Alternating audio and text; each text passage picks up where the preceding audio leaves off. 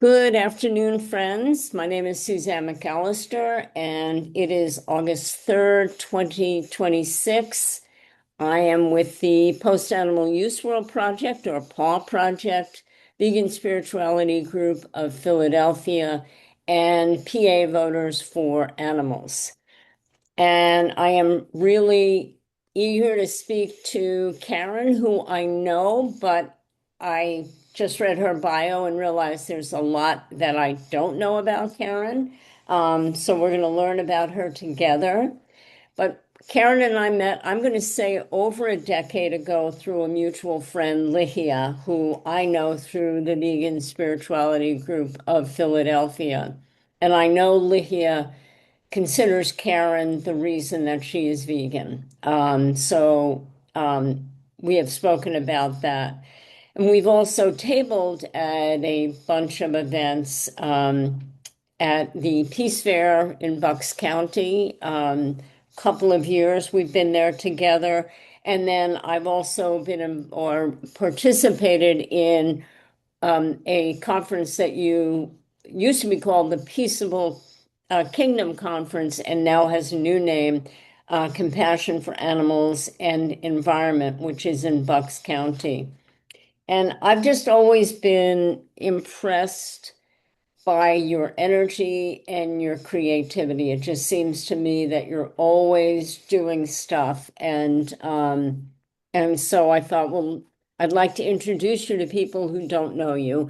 And for people who do know you, maybe learn some things that they were not aware of. So to start with, maybe tell me about your journey to veganism and activism. So I think I've always been an activist at some level. So in college, I went to college to be a business major. It just didn't click for me. I ended up switching to a government major. And when I graduated from Shippensburg, I got a job with the Bucks County Commissioners, and I worked in the public information office. And that was all about promoting um, the programs that government does and putting people who need resources in contact with the government resources that do that. And I remember one of my jobs, though, was to write commendations for people. And I would get these commendations and I would have to do research by either calling the people or calling people that they knew to ask about them and ask about what they did. And I remember just how impressed I was by sort of like you're saying, like you don't even know these people. You just see these people every day and you don't realize the things that they're actually doing. Yeah. And I thought to myself, if someone ever writes a commendation about me, I want to make sure I have some material for them Oh, to that's neat. so I sort of made that a goal. So that's really what started. And part of what our office did was to encourage people to volunteer with the nonprofit organizations that were in Bucks County. So I just saw a plethora of things that where help was needed and people were actually doing things that really worked. And I just wanted to be involved. And Hmm. Barbara Simmons, I think we have Barbara Simmons in common. I met her because I was assigned to the Peace Center as the commissioner's liaison. And that's how I got involved in the whole peace movement. And for me, it was just sort of a natural progression when I'm always looking for where's that niche that hasn't been filled yet, like what's missing, what part is missing, where can I fill in where something hasn't been done. And when I went through all the different people things that I saw, not that those things are accomplished yet, but there were organizations and resources Hmm. being you know applied to that, I realized that animals are what I love, the environment is what I loved, and I felt like I could be useful there. And that's sort of how it started. I went to a conference myself. I went to the Humane World for Animals Taking Action for Animals conference in DC. Yeah.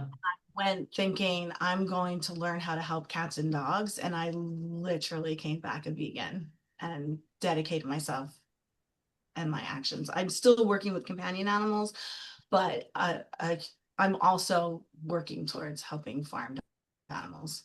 So there was something, I've been to that conference too. So there was something at the conference that was new to you. You didn't, because you said you went down thinking, okay, I'm going to learn how to work more effectively with cats and dogs, but came back a vegan. Yeah. Well, How because did that happen? well, at that point, the only when people talked about helping animals, the only thing that what you see the most of are companion animals. Yeah. And I think part of the reason that it had such an impact on me is because I really went into the conference wanting to learn and having an open mind. So I was completely open. And we sat in this giant hotel ballroom and they Hmm. had two giant movie screens. And the first thing that they showed were the downed dairy cows from Harrisburg. I cried. Oh, I could actually cry right now. I'm going to try not to cry. But that was the first image that I saw. And I was with my friend Laura and we were both, what is going on? Like, what is this? And again, when I say I'm always looking for that missing piece where I can fill in. I thought, how I've my whole life I've loved animals. My whole life I've talked about helping animals. If I had seen a chicken on the side of a road or I saw a pig or a cow that needed hmm. help, I would, pull over on the side of the road or like sprint across the field to help them. But it never dawned on me that every day I was hurting animals by what I was eating every It's day and it's wearing. Yeah, it's pretty remarkable. I mean, I think m most of us, there are the few people who grew up in vegan households, but those are the slim minority. But that waking up moment, like, how did I not know this? How did I not think about this? Where did I think the milk was coming from? Yeah, Yeah. it's pretty amazing. But anyway, so you left that conference and you started on a vegan journey, which was different than what you had thought, which was just going to be cats and dogs who you still help. But Correct. yeah. Yeah. Yeah. I'm a volunteer. So tell me what you, so that was in 2007, I think you said, right? Yes.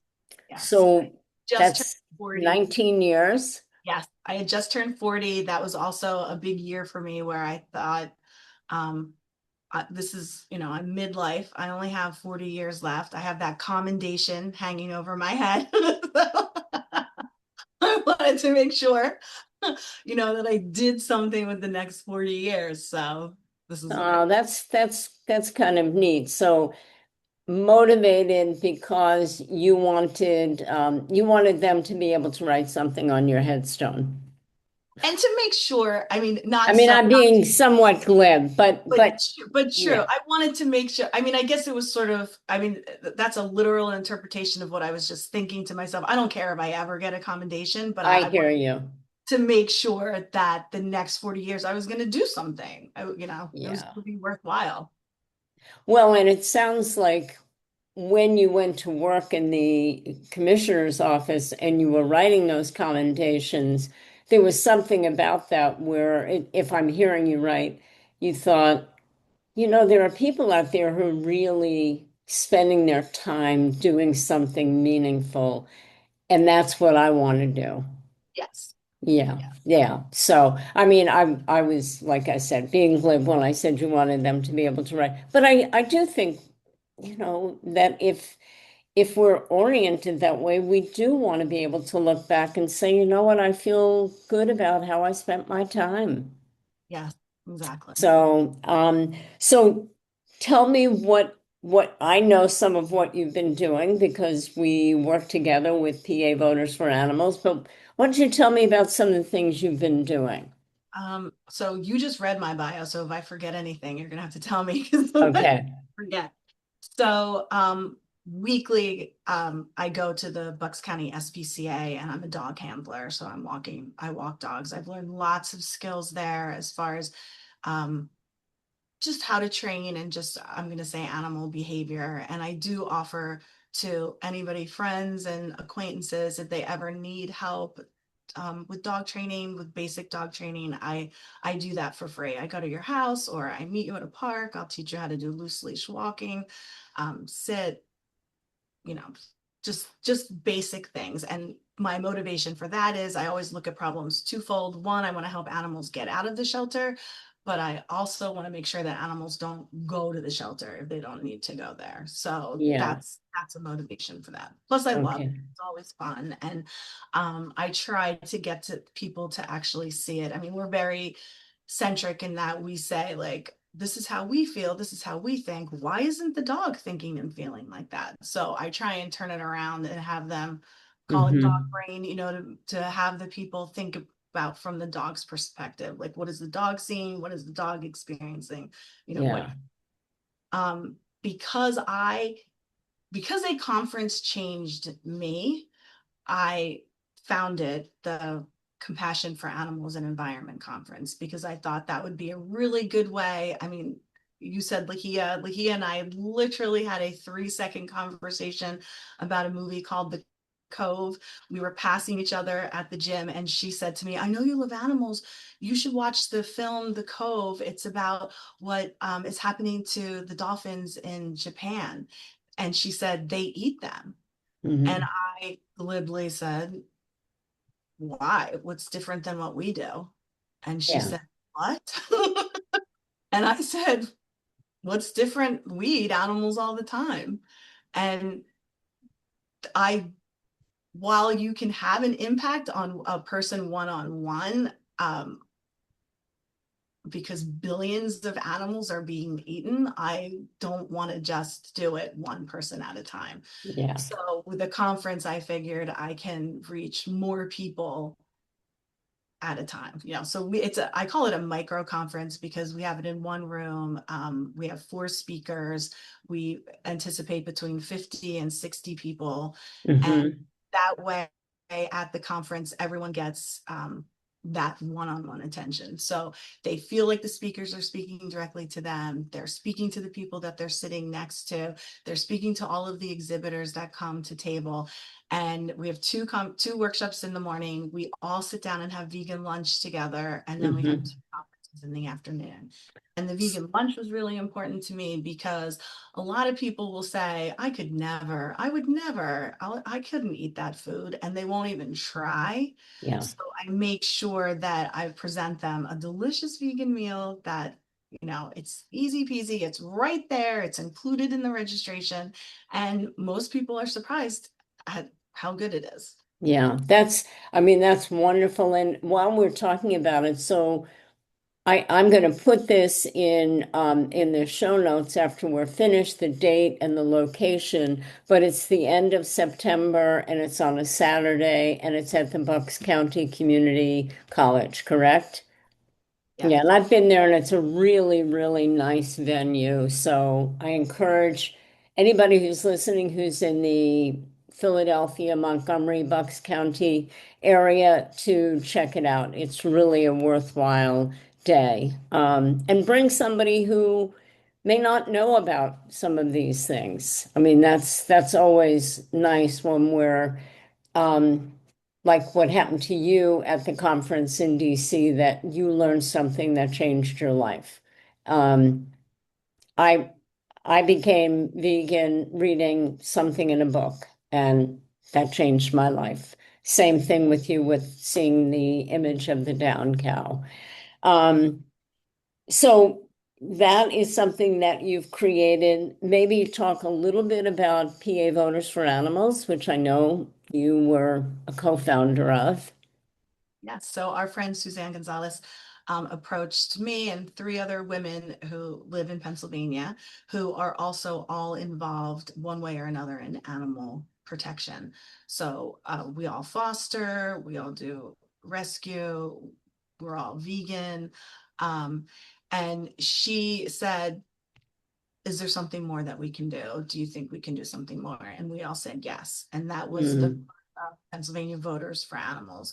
And again, some things that I do are very one-on-one, like the dog training, like again, speaking to people that I know.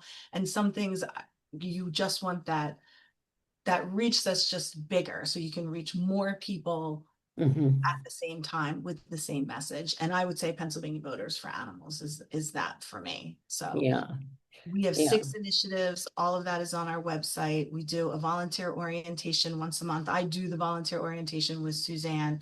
It's on Zoom, so it's easy for people to do. Um, you don't have to take it to be a volunteer, and you can take it and then do your own thing if you want to, but it's definitely worthwhile to find out what issues are out there. And it's, I think, again, shocking to people to find out what is actually legal or yeah, what is actually not. There's no law saying that you can do it. yes, I mean, yes. shocking.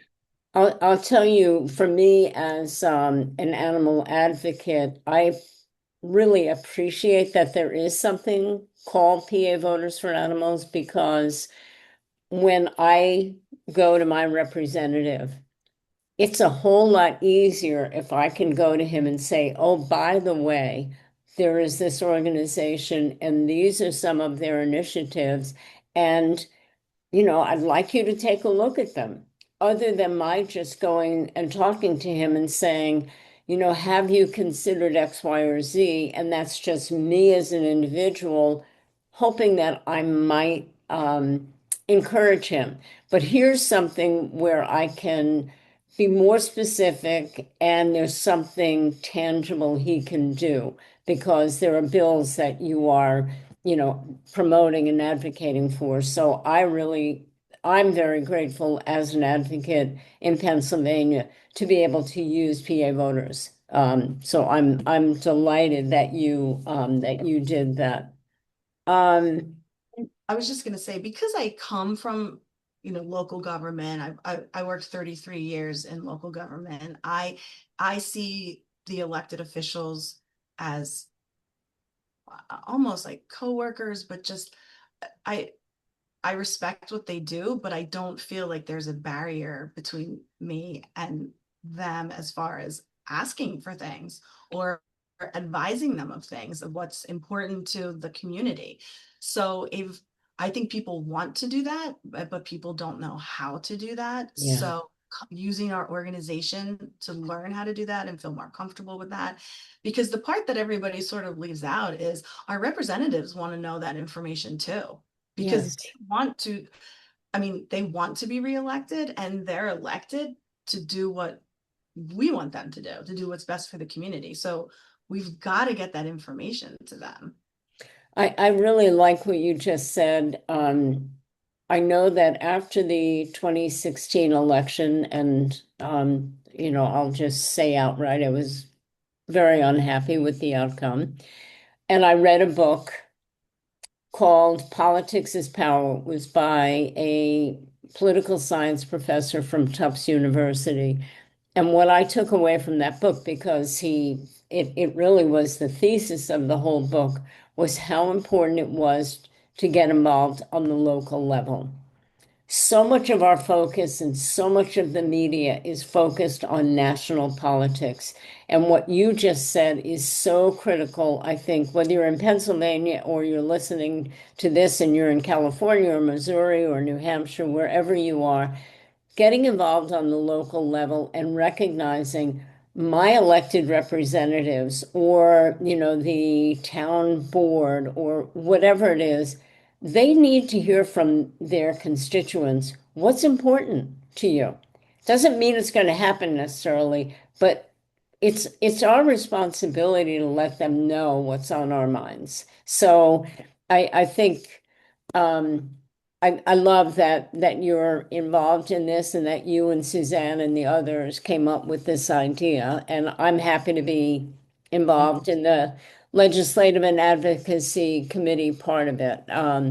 I also have a political background way back when. So anyway, just before we and anything else that you would like people to know about you or the work you're doing that we haven't talked about? So we talked about the shelter, we talked about training, we talked about the conference. Please sign up on Eventbrite. PAVA, we are looking for people to help us with tabling and also to have people from other organizations invite us to their organization. Wonderful. We'll do a presentation for them about um, about our 6 initiatives, but also about, we call it advocating just because I think people get a little scared when we say lobbying, but Hmm. lobbying and advocating are the same. So we can talk about that. I do think it's important about PAVA to point out that we're a 501c4. So Yes. our whole design is about being lobbyists. Yes. Well, I love that idea. So I do hope that if anybody is in Pennsylvania and you work with an organization that you think would really appreciate what PA Voters is doing, we will make sure that in the show notes you have a way of reaching Karen to have her organization come and speak to you. So Karen, I'm so grateful for what you do and for your willingness to make some time for us to speak today. And keep up the good work. Thank you. You too. So Go vegan. I am Go commending you. vegans. You Yay. got a commendation from me. How's that? All right. Take care. All right. Bye bye.